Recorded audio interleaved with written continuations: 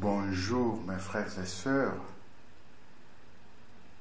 Aujourd'hui, j'aimerais vous parler des obstacles à la guérison de nos blessures intérieures.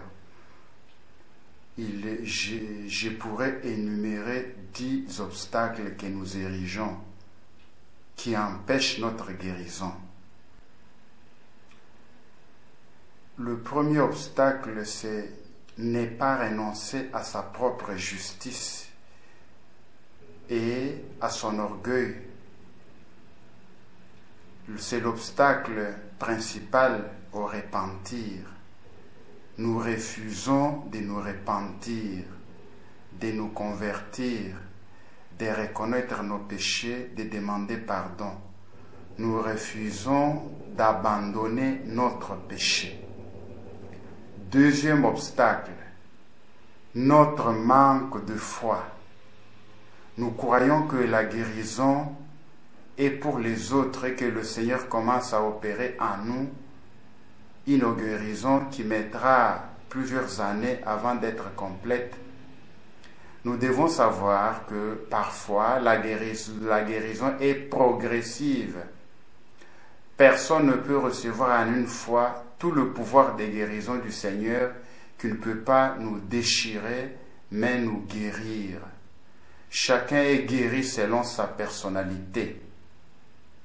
Souvent, la personne croit qu'il ne se passe rien, quand même des gens comme Emiliano Tardif ont prié pour elle.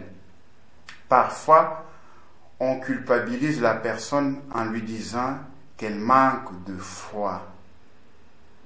Or, il faut du temps pour que nous puissions voir dans la lumière telle blessure profonde que le Seigneur met à nu. Sinon, cela peut faire du mal et nous aurions du mal à pardonner. Troisième obstacle,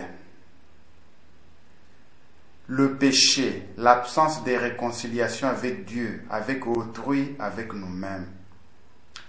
Refuser de pardonner entretient le ressentiment dans les relations, retarde la guérison car on croit le pardon impossible, au-dessus de nos forces. Évitons de nous complaire dans notre propre péché. Quatrième obstacle, la culpabilité. C'est croire responsable de ses malheurs ou du malheur survenu à un autre et vouloir inconsciemment expier. Cinquième obstacle, l'absence du désir de conversion. On a peur d'abandonner l'ancienne vie. Or, nous sommes invités à entrer dans les combats spirituels, à grandir dans la vie spirituelle, à nous convertir, à nous dépouiller du vieil homme, à découvrir notre identité d'enfant de Dieu, à parvenir à la vérité qui libère, à nous laisser aimer de Dieu. Beaucoup disent, guéris-moi Seigneur, et ensuite laisse-moi tranquille. À cause de telles réactions, on les retrouve encore plus malades au bout de quelque temps. Il n'y a pas de guérison sans conversion.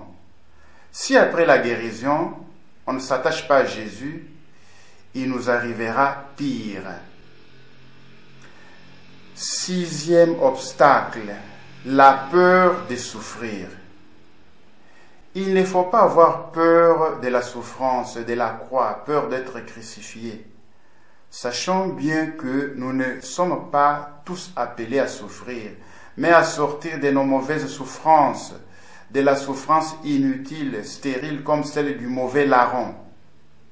Il n'y a qu'une vraie souffrance, la souffrance rédemptrice de Jésus qui sauve le monde. Dès que nous reconnaissons que notre souffrance est mauvaise et que nous la remettons à Jésus, elle devient la source de richesse, de réconciliation et apporte paix et joie. Septième obstacle, n'est pas prier pour la racine de la maladie, mais pour ses symptômes.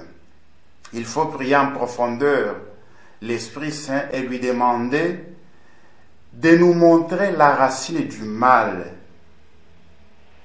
Faire un diagnostic erroné et prier pour les symptômes d'une maladie peut être un obstacle à la guérison. Par exemple, quand on veut prier pour la dépression, si on n'en trouve pas la vraie cause, il ne se passera rien. Quelqu'un peut vivre une grande tristesse, mais nous devons trouver la cause de cette tristesse. Avant, je disais que quelqu'un peut prier pour une grande tristesse, mais nous devons trouver la cause de cette tristesse avant d'en demander la guérison. Belle.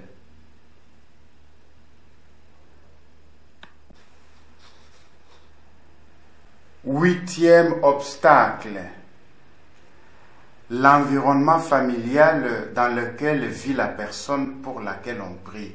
Si la famille elle-même est très meurtrie, la guérison acquise est sans cesse remise en question. Neuvième obstacle, l'environnement professionnel.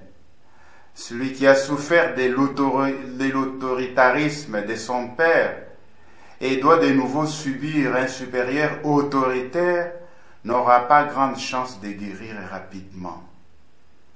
Dixième obstacle, n'est pas accepter Jésus comme son sauveur personnel.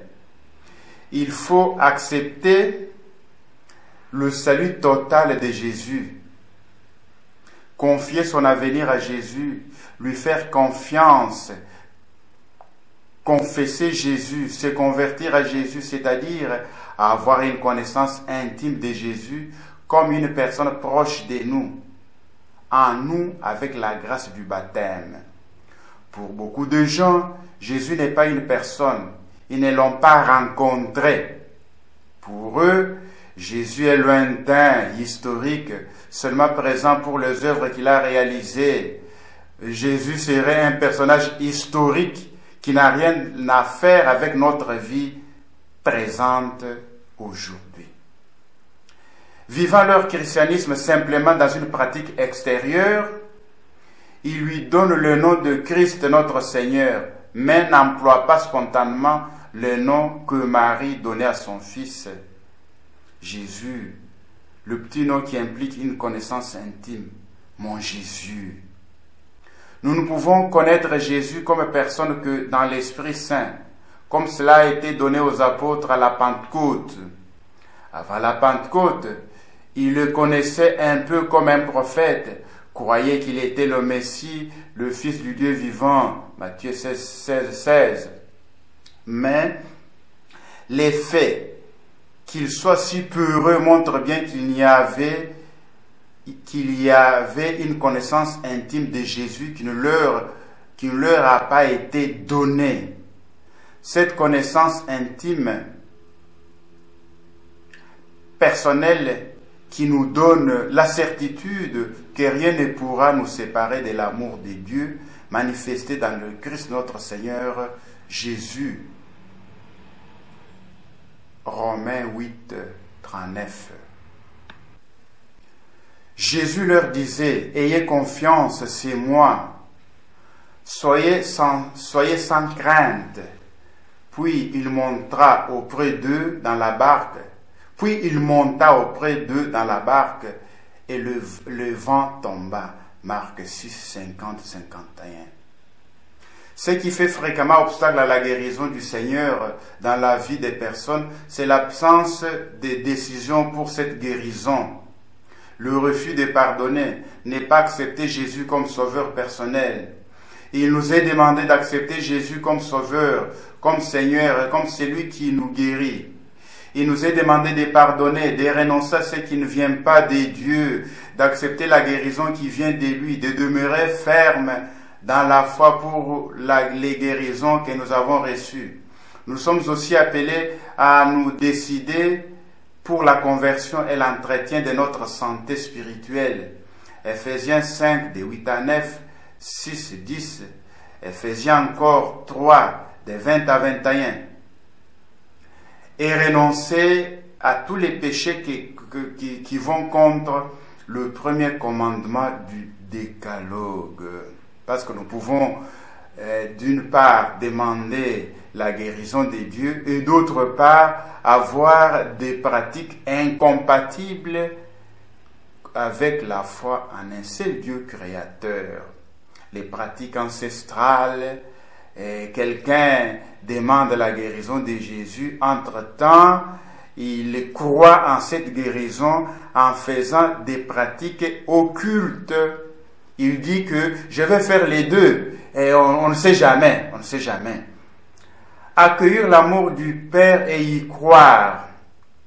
Croire que Dieu a toujours été présent dans ma vie. Mais rendre compte que tout ce que j'ai vécu comme angoisse, peur, sentiment d'abandon est un mensonge. Il est important que maintenant je puisse abandonner tout mon passé à l'amour du Seigneur, que maintenant je ne sois plus lié par toutes ces peurs, ces angoisses, ces souffrances, ces blessures. Je peux maintenant accueillir consciemment l'amour du Seigneur qui a toujours été.